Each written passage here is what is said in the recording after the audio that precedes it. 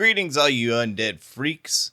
Welcome back to the channel, and if you're new here, welcome in. It's the spookiest season of all, and I'm not talking tax time in Australia. It's Halloween!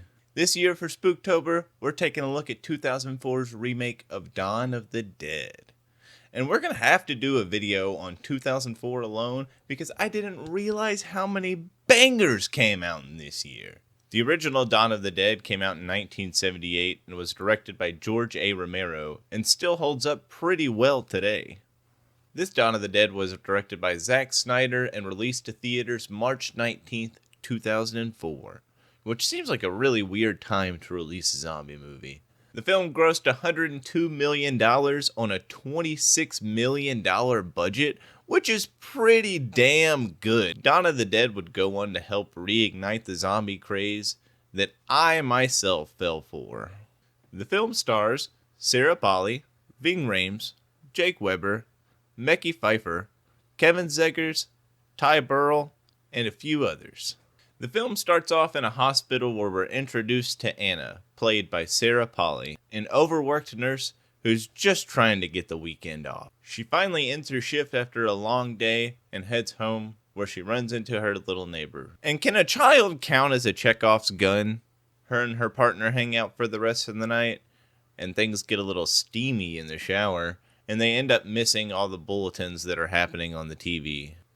I feel like everything in this movie thus far kind of plays more into reality than a lot of other zombie movies. And I think that the poorer camera quality kind of helps out with that. It makes it feel a lot more realistic. They wake up the next morning with Chekhov's daughter in their house, and boy is she hungry. So hungry, in fact, that she takes a bite right out of Anna's boyfriend. After she takes a bite out of this guy, Anna throws this little bitch like she is nothing, man. Anna isn't able to save her man, however, and he turns quick as shit. And she has no time to do anything but get the hell out of there. She makes a beeline for the bathroom, but can't get the fucking window unlocked. Just unlock the window! This movie's got me stressing already. She's able to finally get the window unlocked and escapes just in time, only to see that the outside world is in absolute chaos. Within seconds, she's held at gunpoint, watches the person get hit by an ambulance, explosions are happening, houses on fire, helicopters in the sky, and her partner is coming after her again. She's able to get into the car and take off, and I really enjoy these follow shots of the car. It makes us feel like we're being dragged along on a ride we don't want to take. And it produces an immense amount of anxiety, for me at least. And that anxiety is just added to with everything going on. Like, damn, this all happened so fast. And the rest of this open goes back to what I was saying with everything feeling legitimate. No one is prepared. No one is thinking. Everything is just in complete and utter chaos. And it's terrifying. And it's one of the reasons I like this movie so much. Granted, it does get a little bit outlandish in the second half, but damn does it have a strong beginning. Anna makes it through a good part of town and stops to have a very valid mental breakdown, where some guy rudely tries to get her number, or maybe it's her car. I don't know. We never find out because she gasses it and flies off of a cliff through a guardrail and hits a tree. She's knocked out and the credits start to roll and we get a montage of news clips and zombie footage to the tune of Johnny Cash's The Man Comes Around. She wakes up and crawls out of the car only to be greeted by a shotgun wielded by a man named Kenneth, who we're going to call Officer Badass, played by Ving Rhames. She kinda asks for help, please, and ends up tugging along. They quickly run into three more survivors. Michael, played by Jake Weber, Andre, played by Mekhi Phifer, and Luda, played by Ina Korobikina. They warn Officer Badass and Anna not to go the direction that they've come from, because they've already lost 5 people. They all decide to head in the mall together because it seems like no one is there. Man, dude, I love Dead Rising. They start to scope out the mall and end up having to fight 2 zombies before they run into 3 more survivors. CJ, played by Michael Kelly, Terry, played by Kevin Zegers, and Bart, played by Michael Berry. There's a lot of Michaels around here. They hold the group at gunpoint, saying that no one can come up to the second story, but they're more than welcome to stay at the bottom. After some convincing, the 3 bros agree to let the group stay, as long as they give up their guns and listen to CJ. Okay. Come out of there slowly and give your weapons to Bart and Terry. They find that these bros have already posted up, and they're watching the news from several different sources. The news also lets them know that they need to shoot the zombies in the head to put them down permanently. Just shoot them in the head. They seem to go down permanently when you shoot them in the head. Anna says that she needs medical supplies to fix up Officer Badass, who sustained a cut while fighting a fountain zombie. CJ assigns Bart to go with Anna to find a first aid kit, and Terry to go with Andre and Luda to the bathroom. This is where we find out that Luda's been nipped by the fountain zombie, and they don't think much of it. And I like that they don't immediately know that the bite is what causes someone to turn. But it does take especially long for Luda to change, considering how fast everyone else has turned. We cut back to the group, with Michael talking to CJ about putting a sign on the roof in hopes that it gets them help faster. Landers, you drink a nice tall glass of shut the fuck up. While on the roof, they realize that the horde of zombies below is getting bigger and bigger, and then they hear a couple gunshots from the distance. They see a man trapped on a roof, and he has a whiteboard and tells them his name is Andy. Andy is played by Bruce Bone. Andy notices a helicopter flying towards them, and everyone starts to signal, but the helicopter just flies right over. They all end up going inside, where CJ makes the original group stay locked in a store for the night.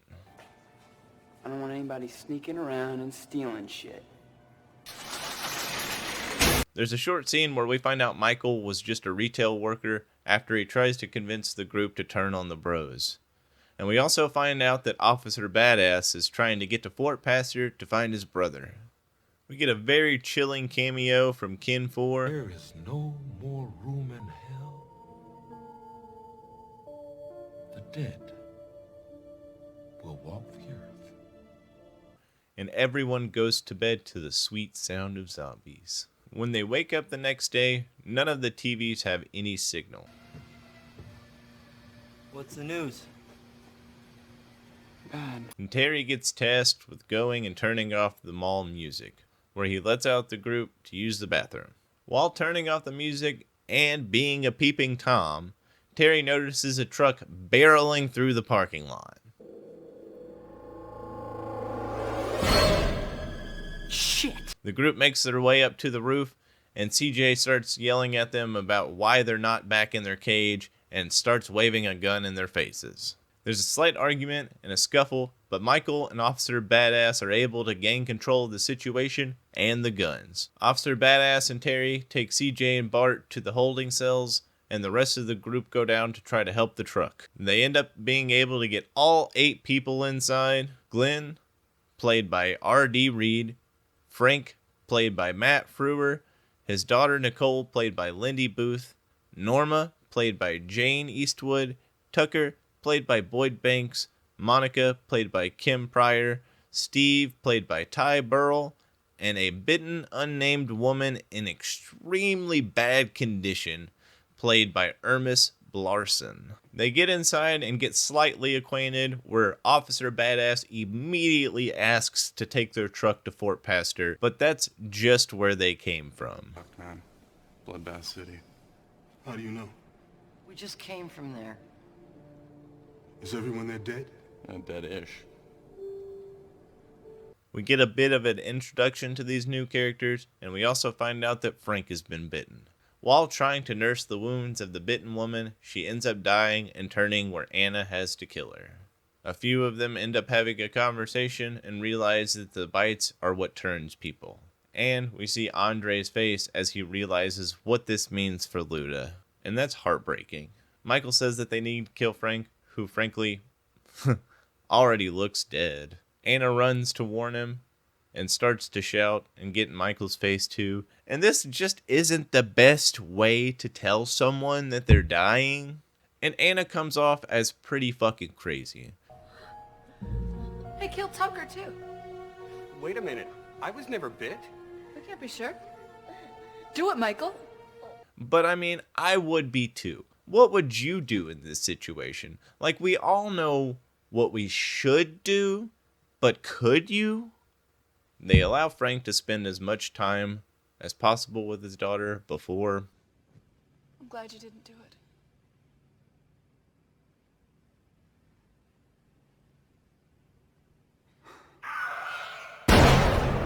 Ladies and gentlemen, Mr. Richard Cheese. Oh, shit. We get a very 2000s montage that acts as a time lapse to the tune of Richard Cheese's cover of Down with the Sickness. The timeline in this movie is very confusing. Supposedly this takes place over the span of a month and maybe a couple of days, or just under a month. It's never really explained. It gets very confusing and realistically only seems like a couple of days. They spend the next however long fucking off, some literally, and shooting zombies. Some not a fan. You guys had really rough childhoods, didn't you? A little bit rocky. Hey, sweetheart. Let me tell you something. You have my permission. I ever turn into one of those things? Do me a favor. Blow my fucking head off. Oh, yeah, you can count on that. At this point, the horde between the mall and Andy's gun store has grown exponentially. Andre is acting very standoffish about Luda, and on top of everything, the generators go out during family dinner. So we know at this point, it's been long enough for the electric grid to crash or be shut off, which one it is, and the generators to run completely out of juice. How is Luda still alive? She is looking very, very rough though, and appears to be in the middle of labor. But before anything else can happen, the camera cuts to Michael, CJ, and Bart about to enter a parking garage to try and fix the generators. Officer Badass shows up for the assist, and they all head inside. They start to journey through the garage where they start hearing noises, and at first you think, oh fuck, smart zombies, like they're hiding in the shadows and shit. And then a little puppy dog pops out, and that's so cute. And Bart starts to talk shit and says that he knew something was down here, but little does he know, That dog's just fucked up.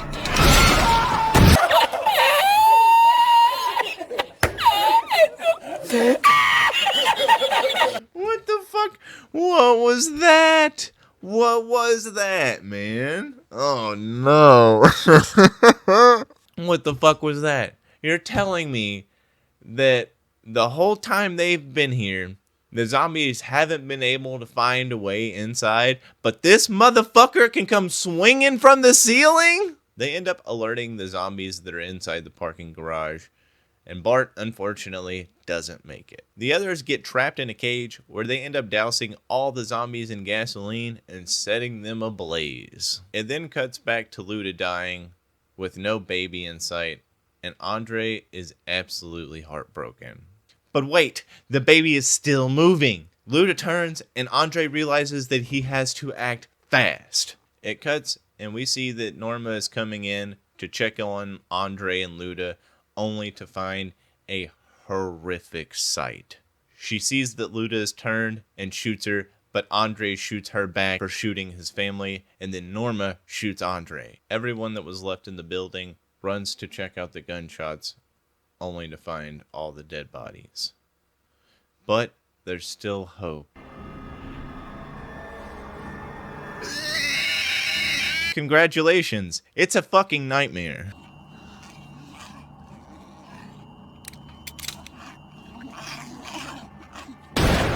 Thank God that's over. Zombie babies, not my fucking thing. The power gets turned back on, and they discuss a game plan to get out of the city. They decide that they're going to reinforce the shuttle buses, take them through the city to the marina, where they're going to hop on Steve's boat and sail to an island that's hopefully not infected. Not too shabby.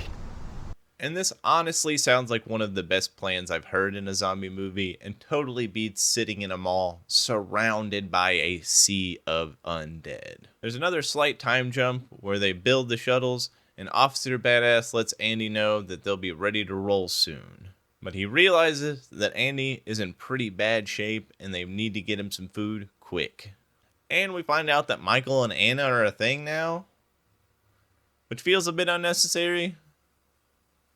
I don't know. Officer Badass realizes they could use the dog, now named Chips, played by Blue, to run Andy some food. They send Chips down and over to Andy, but things take a turn quick. While Chips is getting in through the doggy door, a zombie is able to catch it and lets several zombies in where Andy is bitten. Nicole hears about what's going on and decides to try to take the old box truck to try and save Chips.